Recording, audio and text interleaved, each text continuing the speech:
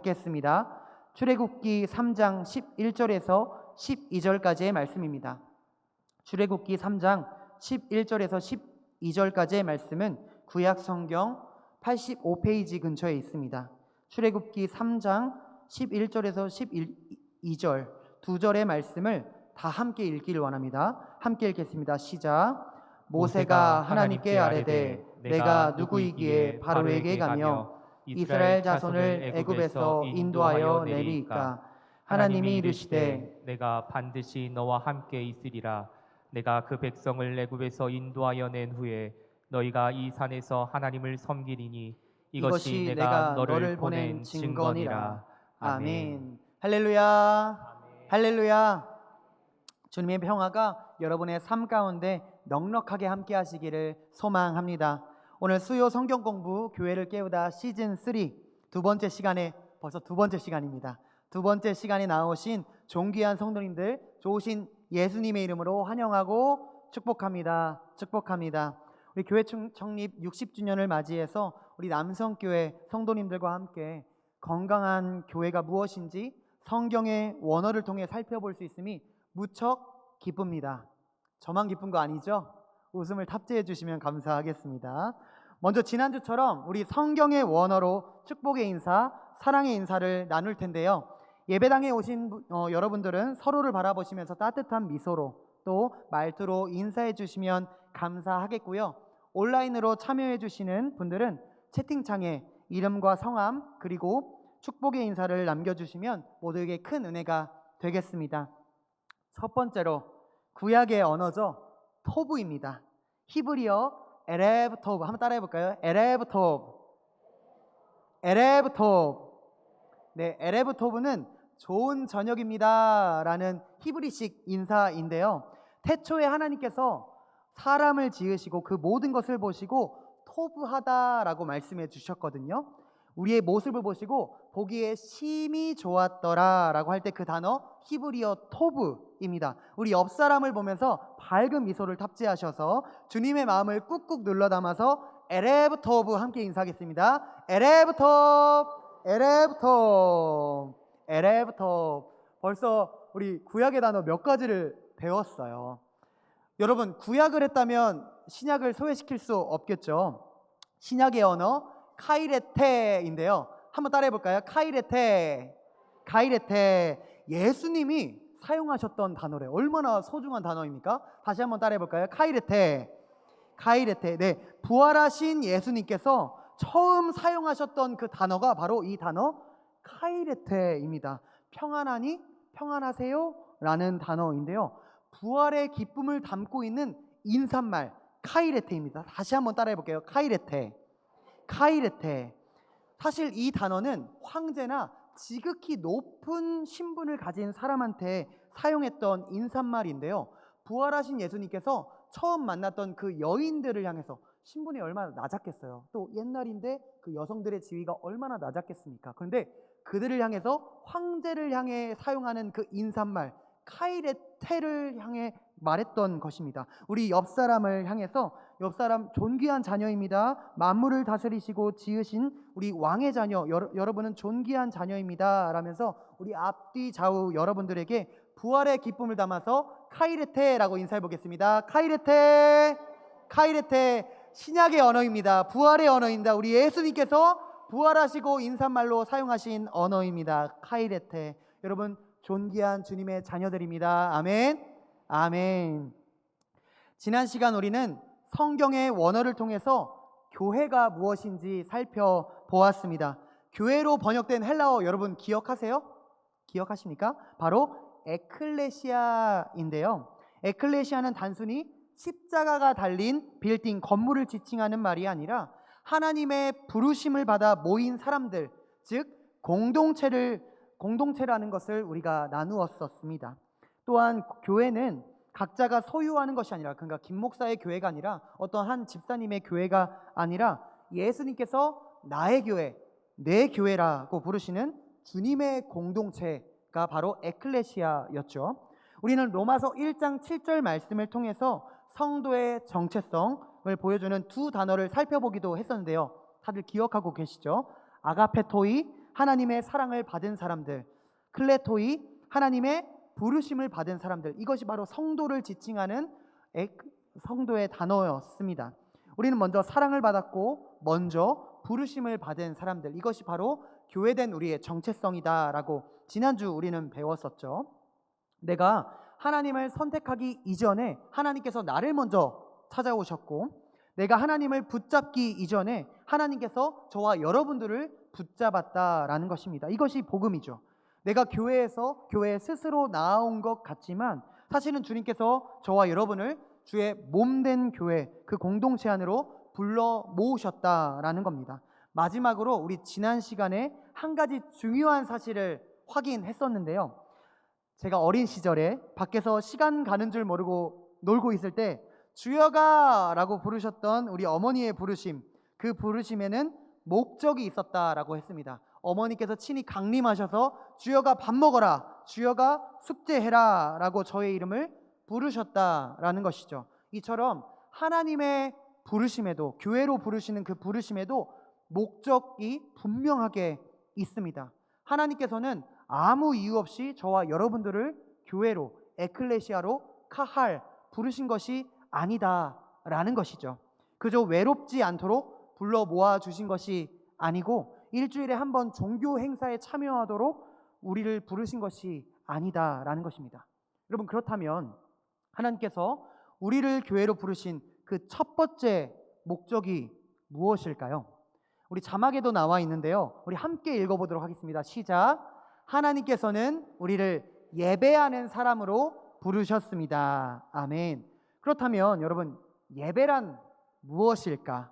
오늘 말씀과 또 성경의 원어를 통해서 예배의 깊은 의미를 한번 우리가 살펴보고 예배에 대한 오해와 또 잘못을 바로잡아서 건강한 교회로의 발걸음을 한 걸음 한 걸음 떼어보도록 하겠습니다. 기대하시죠?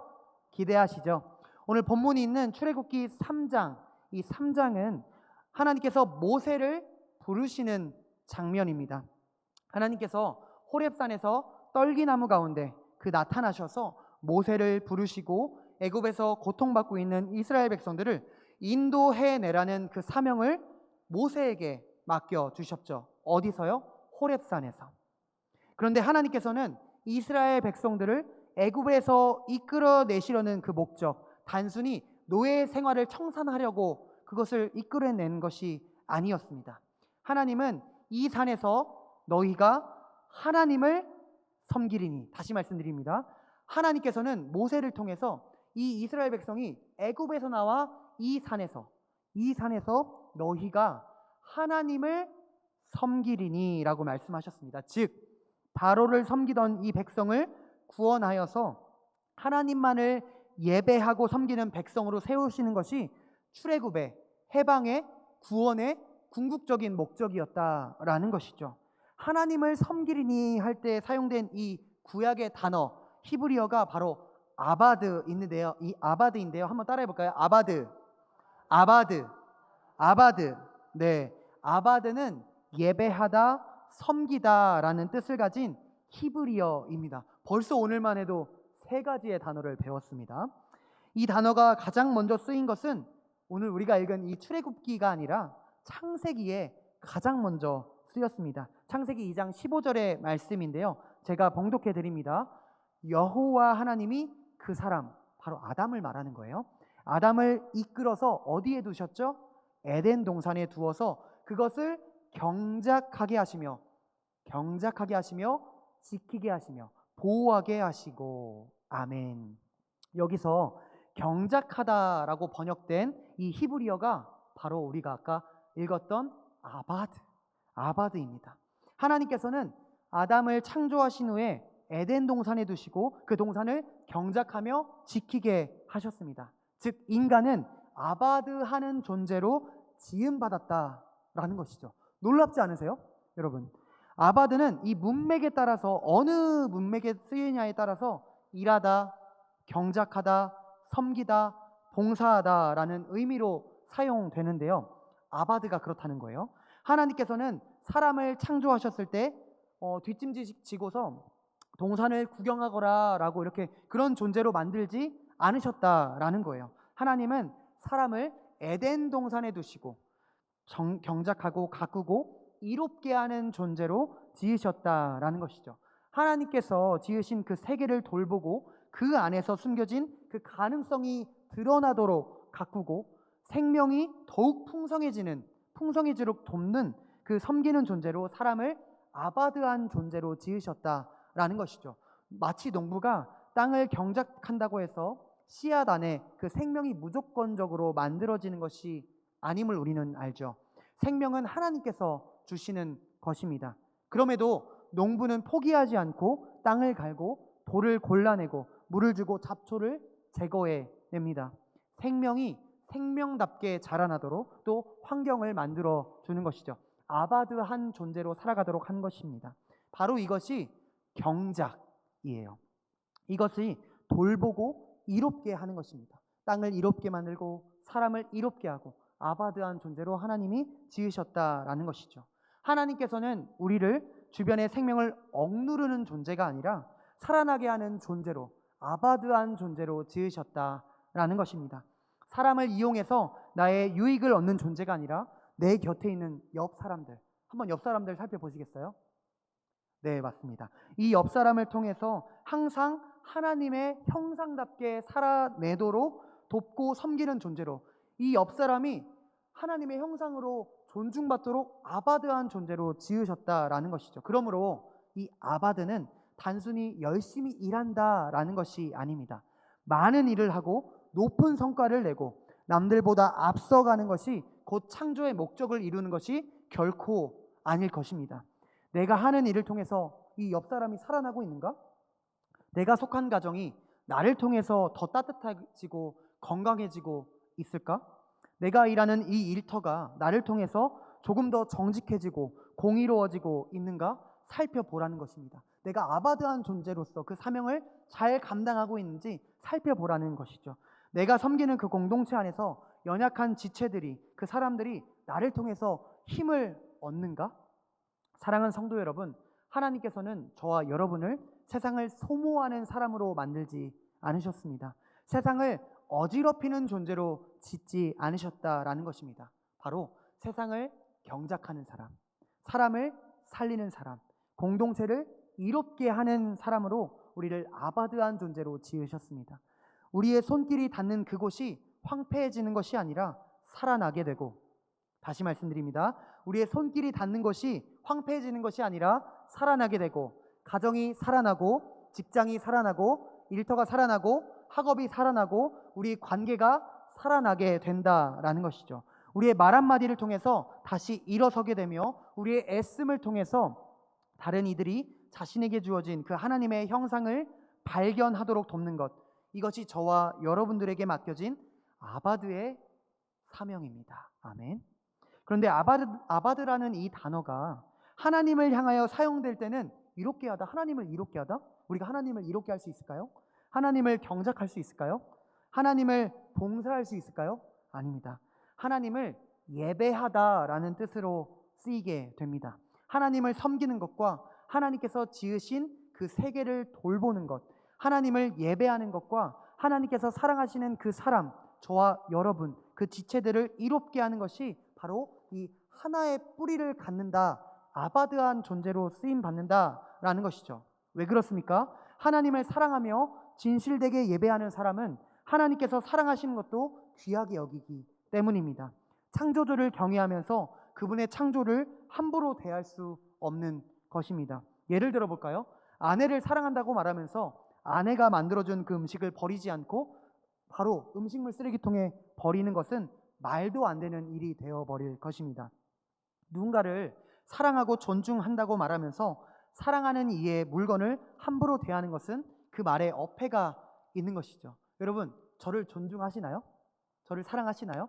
저도 여러분 존중하고 사랑하는데요, 제가 여러분이 가진 그 물건을 함부로 쓰레기통에 버린다면 제가 여러분을 사랑하고 존중하는 것일까요? 반대로 여러분들이 제가 가진 이 물건을 함부로 대한다면 저를 무시하는 것 아닐까요? 어폐가 있는 것이다 라는 것이죠. 마찬가지로 하나님을 사랑한다고 말하면서 하나님의 형상으로 지음받은 그 사람들을 경시하거나 짓밟을 수 없다라는 것입니다.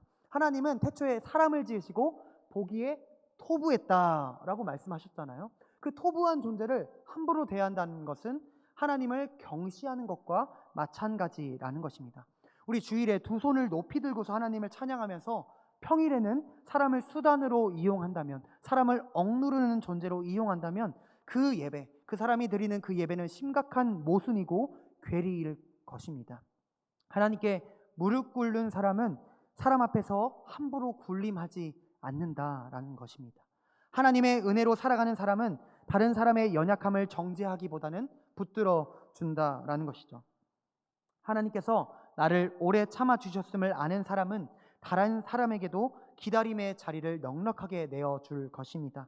저는 우리 교회 이 주보 광고가 성경이 말하는 아바드 정신을 아주 잘 담고 있다고 생각하는데요. 앞에 띄워주시겠어요? 주보 광고인데요. 이 주보 광고를 제가 만들 때 정말 은혜를 받았습니다. 제가 읽어드립니다. 본당 온도 상승에 따라 에어컨을 가동할 수가 있습니다. 에어컨은 항상 일정한 온도로 유지되오니 에어컨 바람이 불편하신 분들은 에어컨에서 떨어져 앉아주시기 바라며 서로 협조해 주시기 바랍니다. 아멘이 절로 나오는 저는 성경 구절이 아니죠. 광고 말씀이었습니다. 더위를 많이 타는 저에게 있어서 저를 배려해 주는 이 예배 태도, 정말 이 아바드한 정신이 아닐 수 없을까라는 생각을 했었는데요. 다른 예배자들이 예배를 통해서 은혜를 잘 누릴 수 있도록 내가 불편을 기꺼이 감수해 주는 것, 서로를 위해서 기꺼이 협조하는 것, 나의 마음씀, 나의 염려됨을 그 사람을 위해서 마음을 써주는 것, 이것이 바로 구약이 말하는 예배의 참뜻이 아닐까라는 생각을 해보았습니다. 다른 이들을 이롭게 하고 다른 이들을 섬기고 다른 이들을 위해 묵묵히 이름도 없이 빛도 없이 섬기는 것, 이것이 바로 아바드, 진정한 예배입니다. 여러분, 진정한 아바드 예배 드리고 계십니까? 진정한 아바드 예배 드리시기를 축복합니다. 축복합니다. 땅을 향한 아바드는 경작이고요, 사람을 향한 아바드는 이롭게 함이며 하나님을 향한 아바드는 바로 예배입니다. 이 셋은, 성경은 이 셋을 서로 완전히 분리하지 않습니다. 왜냐하면 성경은 예배와 삶을 결코 분리하고 있지 않기 때문입니다. 사도 바울은 로마서 12장 1절 말씀에서 이렇게 말합니다. 제가 봉독해 드립니다. 그러므로 형제들아, 내가 하나님의 모든 자비하심으로 너희를 권하노니 너희 몸을 하나님께서 기뻐하시는 거룩한 산 제사로 드리라. 이는 너희가 드릴 영적 예배니라. 아멘. 여기서 예배라고 번역된 단어가 바로 라트레이아인데요. 따라해 볼까요? 라트레이아. 바로 헬라어인데요. 라트레이아는 하나님께 드리는 섬김, 어디서 많이 들어보셨죠? 아바드. 봉사, 예배를 의미하는 단어인데요. 그런데 바울은 우리가 생각하는 예배의 범위를 놀랍게 넓혀주고 있습니다. 예배는 성전에 가서 드리는 그 의식, 종교 의식만이 아니라 내 몸, 저와 여러분들의 삶을 하나님께 드리는 그 삶 전체가 라트레이아, 예배다, 진짜 예배다라고 말하는 것입니다. 왜 그렇습니까? 우리는 이미 하나님의 자비를 받는 그 사람들입니다. 예수님께서 우리가 받아야 할 그 심판을 십자가에서 대신 받으셨고, 아멘. 우리를 하나님의 자녀로 삼아 주셨습니다. 우리 지난 시간에 살펴본 것처럼 우리는 아가페토이, 먼저 사랑을 받은 사람들이고, 클레토이, 먼저 부르심을 받은 사람들입니다. 그러므로 예배는 은혜를 받기 위해 드리는 것이 아니라 은혜를 받은 사람들이 드리는 가장 마땅한 자연스러운 반응이다라는 것이죠. 우리가 하나님을 위해 무언가 위대한 일을 이루어내야 예배가 되는 것이 아닙니다. 하나님께서 이미 우리를 위해 행하신 그 위대한 그 구원 사건에 동참하여서, 감사하여서 기쁨과 감사함으로 반응하는 것이 라트레이아, 예배입니다. 루이 기글리오는 이렇게 말했습니다. 진정한 경배란, 예배란 하나님의 영광과 위대하심에 대하여 우리 인생 전체를, 저와 여러분의 인생 전체를 통해 응답하는 것이다 라고 말했습니다. 여러분, 노진준 목사님은 그에 져서 예배 사색에서 모든 예배는 은혜 받기 위한 의무나 수단이 아니라 은혜 받은 자들의 반응이다 라고 말했습니다. 예배는 하나님의 영광에 대한 반응이고요, 하나님의 은혜에 대한 반응이고, 하나님의 구원에 대한 우리 성도들의 반응일 것입니다. 여러분, 가족과 외국으로 한번 여행을 떠났다라고 한번 상상을 해보십시오. 밥때가 되어서 식당을 찾았는데 웬걸 거기에 김주영 목사가 밥을 먹고 있는 것입니다. 여러분, 얼마나 반갑겠어요? 별로 안 반가우세요? 너무 반가워서 김 목사님 하고 반갑게 인사를 건넸는데 제가 아무런 표정 없이 이렇게 무시하고서 계속 밥만 먹는다면 여러분 얼마나 어이가 없으시겠어요? 우리 남성교회 근처를 지나가다가 저를 만나도 반가울 텐데 그 먼 외국에서 저를 만났잖아요. 그런데 제가 아는 체도 안 한다? 이거 완전 시험거리가 될 것입니다. 혹시나 여러분이 어려움에 빠져 있을 때 누군가 여러분을 찾아와서 여러분을 붙들어 주었다면, 지지해 주었다면, 위험에서 건네주고 그 곁을 지켜 주었다면, 그 위험에서 건져 주었다면, 그 사람을 다시금 만났을 때 여러분 어떻게 반응하시겠어요? 왔어? 하시겠어요? 왔어? 어서 와. 여기 앉아. 이러지 않으시겠어요? 예배도 바로 이와 같다라는 것이죠. 고마워하고 기뻐하면서 우리의 마음을 열어서 최고로 반응하면서 인사할 것이다 라는 것이죠. 죽을 수밖에 없는 저와 여러분들을 생명의 자리로 옮겨주신 것이 바로 주님의 은혜입니다. 그 은혜에 반응하는 것이 바로 예배라는데, 우리가 예배하면서 졸거나 네 하면서 그러실 수 있으시겠어요? 아니다라는 것이죠. 이것이 라투레이아가 아니다라는 것이죠. 사랑하는 성도 여러분, 하나님께서 저와 여러분을 먼저 만나 주셨습니다. 십자가로 만나 주셨습니다. 죄와 사망의 권세 아래 있던 우리를 예수 그리스도의 십자가로 구원하여 주셨습니다. 아멘. 우리가 아직 죄인 되었을 때 그리스도께서 우리를 위하여 죽으시고 하나님을 외면하며 살아가던 우리를 자녀로 불러 주셨고 삼아 주셨습니다. 그러므로 여러분, 예배는, 라트레이아는 하나님의 사랑을 얻어내기 위한 몸부림이 아닙니다.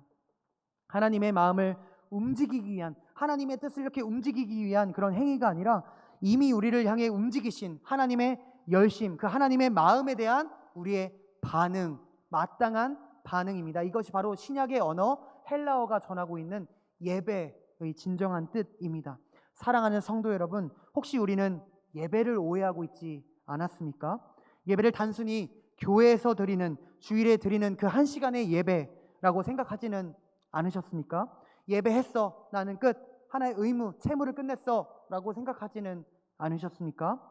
찬양이 끝나면 예배도 끝나고, 축도가 끝나면 하나님과의 만남도 끝난다라고 생각하지는 않으셨습니까? 하지만 여러분, 성경은 원하는 우리에게 말합니다. 예배는 삶에서 완성되고 삶으로 드리는 그 예배가 영적인 예배다.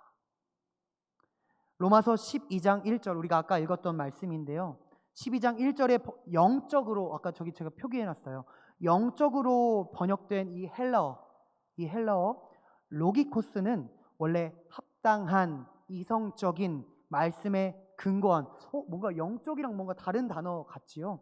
그런데 원래 뜻은 합당한, 이성적인, 말씀에 근거한 이라는 뜻을 가졌는데요. 그러니까 삶으로 드리는 이 라투레이아, 이 예배가 합당하고 우리가 생각하기에 정말 이성적이며 말씀에 근거한 마땅한 반응이다라는 것입니다. 이것이 성경은 영적이다 라고 표기하고 있는 것입니다. 이것이, 이 반응이 바로 신앙적이다 말씀하고 있는 것입니다. 이것이 바로 참되다라고 말하고 있는 것입니다. 여러분, 예배당에서 아멘으로 끝난 예배는 가정에서 다시금 시작되어야 할 줄로 믿습니다. 아멘.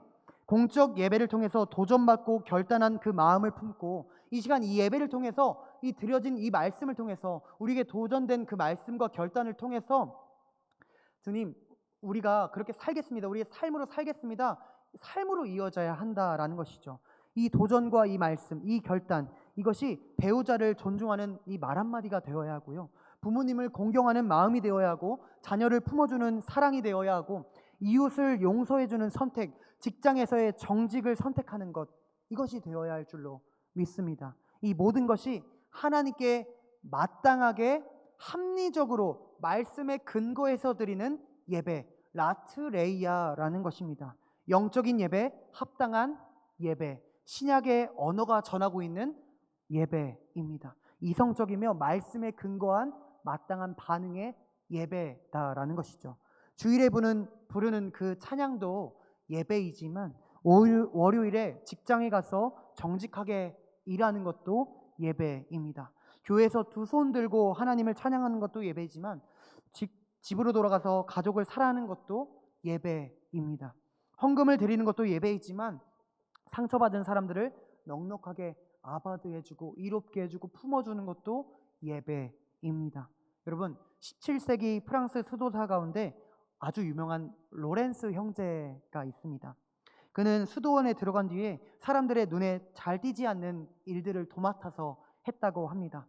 설교자가 된 것도 아니고요, 많은 사람 앞에서 가르치는 일을 맡은 것도, 자신이 드러나는 일도 한 것이 아니었습니다. 그가 오랫동안 맡았던 일은 수도원 부엌에서 보이지 않는 그 냄새나는 곳에서 음식을 만들고 또 그릇을 열심히 씻는 일이었습니다. 많은 사람이 함께 생활하는 그 부엌은 조용한 기도실도 아니었습니다. 그릇이 부딪히는 소리가 들리고 쨍그랑하고 그릇이 깨지는 소리도 들리고 사람들의 무리한 요구도 이어지고 정해진 시간 안에 많은 일들을 처리해야 했습니다. 그러나 이 로렌스 형제는 기도하는 시간과 또 일하는 시간을 서로 다른 시간으로 여기지 않았습니다. 그는 부엌에서 음식을 준비하고 설거지하는 중에도 기도할 때와 동일하게 하나님의 임재를 경험할 수 있다라고 고백했습니다.